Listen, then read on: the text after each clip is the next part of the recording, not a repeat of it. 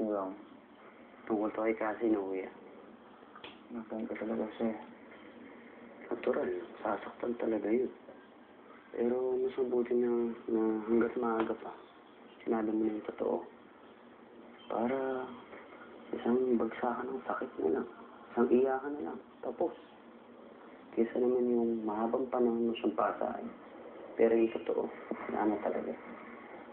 Paano yung ginawa sa'yo nun, Michelle? Nakakatawa nga eh. Parang, dahil sa nangyari sa'yo, parang naintindihan ko na yung side ni Michelle ngayon. Ang hirap nga talaga maging honest sa isang tao pag alam mong masasaktan siya pag sinabi mo yung totoo na. Yun nga eh. Eh, yun siguro talaga. Kung may in love, merong nagpo-fall out of love.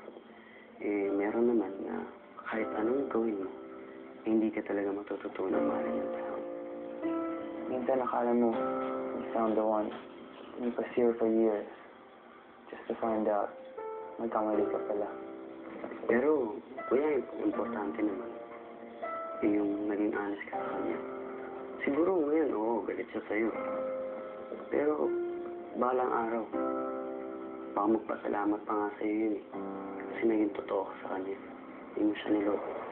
Hindi mo siya pinaasa.